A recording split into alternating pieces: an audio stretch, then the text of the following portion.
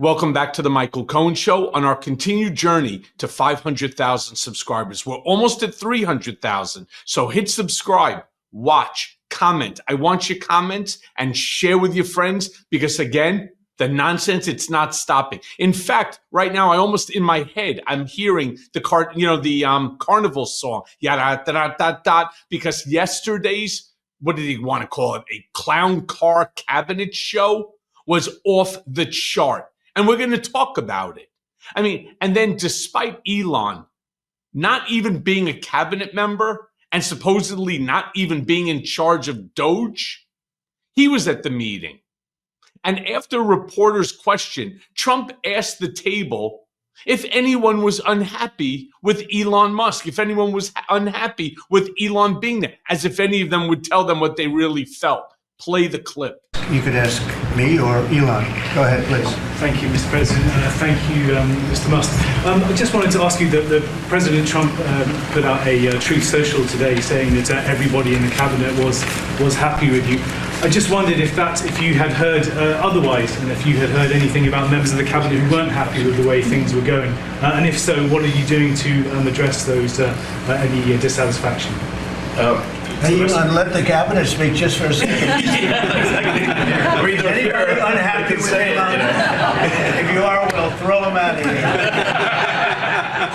Is anybody unhappy?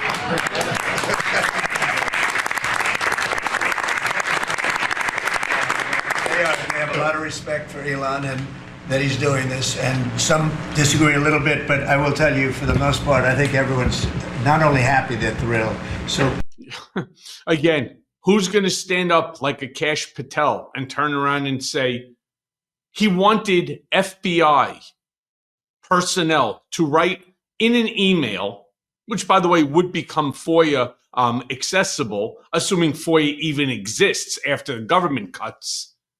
Imagine that information would be readily available, or the more people who actually see it, because we don't know who's even part of this Doge team. Just imagine the danger that could pose. Now, talk about danger. They're cutting. They're cutting like crazy. The weekly jobs report came out. It's like all I can get in my head is, again, the carnival song, yada, da, da, da, because it's not stopping.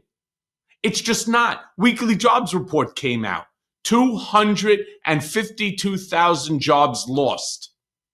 This is what Elon Musk had to say about Doge. Play the clip. Like, well, is this real? Just go to doge.gov.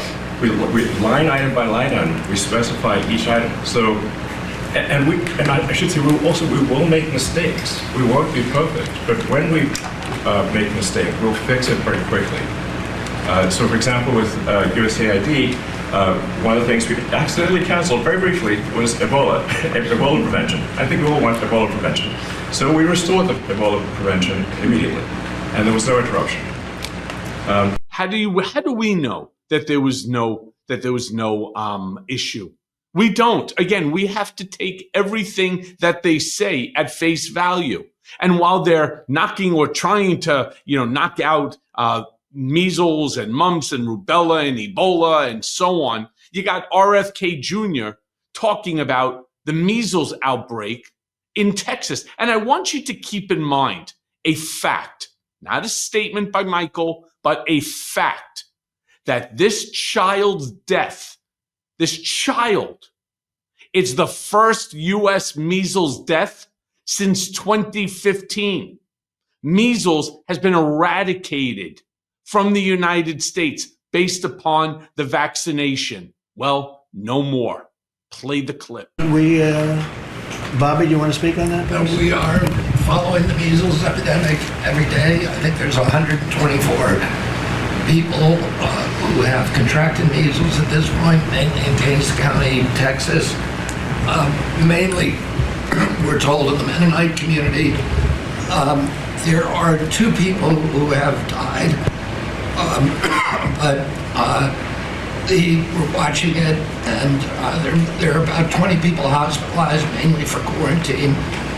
We're watching it. We put out a post on it yesterday, and we're going to continue to follow it. Incidentally, there have been 4 measles outbreaks this year. In this country last year, there were 16. So it's not unusual. We have measles outbreaks every year. You sound a little under the weather yourself right now. I have a permanently bad throat. Unbelievable. First of all, his facts, his numbers are inaccurate. They're completely inaccurate. There is a spike in measles outbreak in the United States, especially post-COVID with the entire fight regarding vaccinations, where there are whole communities that have decided that they do not want because they don't have to. And now they're being encouraged not to by RFK and this administration on measles, mumps, rubella, etc. Stupid. Just stupid. The loss of a life, of a child, over something that has been eradicated. Now, as we spoke about during the election, Trump loves to shit on America. And you know what? Even now that he's president of the United States, it hasn't stopped. Play the clip. This country has gotten bloated and fat and disgusting and incompetently run. Bloated, fat, and disgusting. Coming from the mouth of the President of the United States. Bloated, fat, and disgusting. Not the adjectives that I would use to describe this great country of ours. Then Trump goes on and he speaks about his new concept, his and Lutnick's, the gold Visa card. Tell you one thing, math seems off. Play the clip. Trillion. Howard was using a different number, but that's $5 trillion. If we sell 10 million, which is possible, 10 million highly productive people coming in, or people that we're going to make productive, they'll be young, but they're talented, like a talented athlete. That's $50 trillion. That means our debt is totally paid off, and we have $15 trillion above that. Wrong. I don't think your math is right, and not by a long shot. On top of that, 2 million people, you believe, have $5 million around the world. 2 million people have 5 million sitting around just waiting to give it to the United States so that they can have your gold Visa card. I think there's not just something wrong with your math. I think there's something wrong with your concept. Then Trump goes on to say that he wants China to invest in the United States. Let me be very clear about something. Anytime that George Bush, anytime that Barack Obama, anytime that Joe Biden ever talked about doing anything with China, was immediately met with resistance, not from the Republican Party, not from the Democratic Party, but from both parties. From both parties. In fact, it wasn't too long ago we were contemplating on kicking TikTok out of the country because of the manner to which that they share information with the government. But nope. He now wants China to invest in our country. Play the clip. Specific people around this table. So I don't want to put myself in that position, but I can tell you what, I have a great relationship with President Xi. I've had a great relationship with him. We want them to come in and invest. I see so many things saying that we don't want China in this country. That's not right. We want them to invest in the United States. That's good. There's a lot of money coming in, and we'll invest in China. We'll do things with China. The relationship we'll have with China would be a very good one. I see all of these phony reports that we don't want their money, we don't want anything to do with them. That's wrong. We're going to have a good relationship with China, but they won't be able to take advantage of us. Because Trump says so. Let me be very clear. In order to do business in China, you have to turn over all of your information. You have to turn over all of your specs. For example, if Boeing wants to build an airplane in China, they have to turn over all of their specs, and they do not respect patent or trademark at all. You lose your patent and trademark if you're manufacturing in China. That's just how it goes. But Trump's going to stop that. And how? With a fucking Sharpie and executive order to Xi Jinping? Come on. Let's get real. And let's stop the stupidity in that clown show cabinet car. But then Trump was asked about China taking Taiwan by force. That's another issue that's on the table.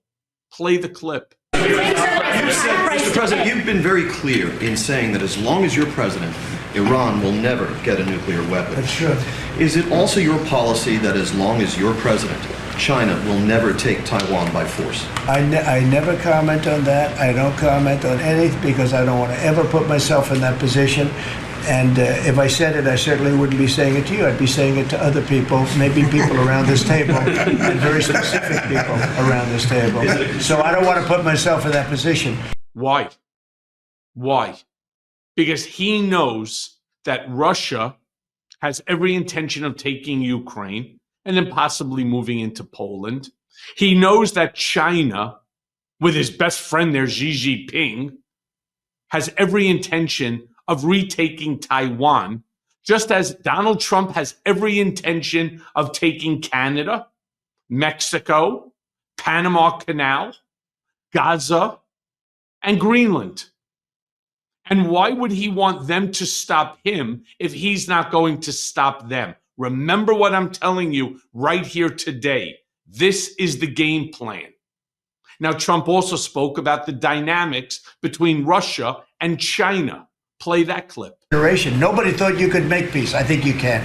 But if Mr. President, Putin gets to just keep to bring this... the land that was claimed by force. If the Russians get to keep the territory that they claim by force, doesn't that send a dangerous message, let's say, to China about Taiwan? Okay. You try and take it away, right? We're gonna. Again, not even a response. Insane. I can't believe that this is the Donald Trump who I knew. I can't believe that this man is again president of the United States with answers like that. The reporter then asks Trump about whether or not Medicare, Medicaid, and Social Security are safe in this new Trump, Doge, Musk budget bill. Play the clip. For them.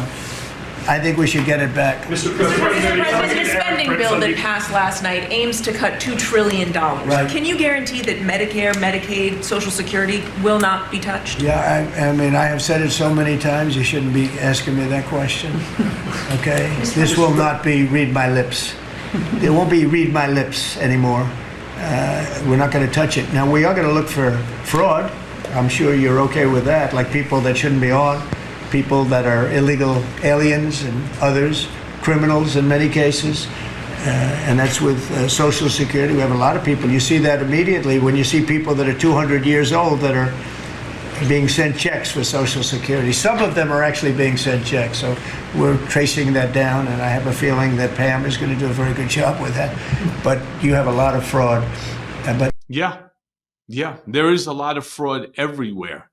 But again, let's see if he keeps to his word. No touching of Medicare, no touching of Medicaid, no touching of Social Security. Unfortunately, we're already hearing from Elon that they have every intention of doing it. Now, lastly, Trump said that the purpose of the EU is to screw the United States. Again, we're talking about our allies, not our adversaries. Play the clip. Too, I guess.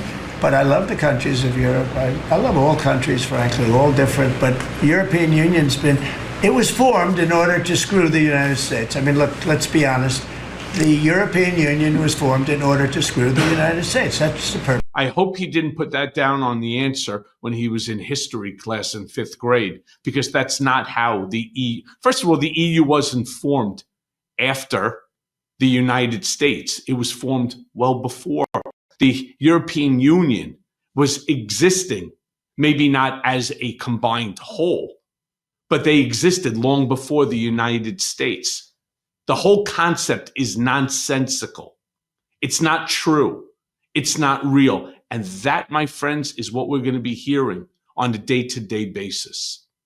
And as always, thanks for listening. Hey, everyone. First of all, thanks for watching. I mean, we're going to be posting daily episodes with reactions and talking about politics. We'll be talking about everything, in fact. So please like and subscribe. Join us on this journey.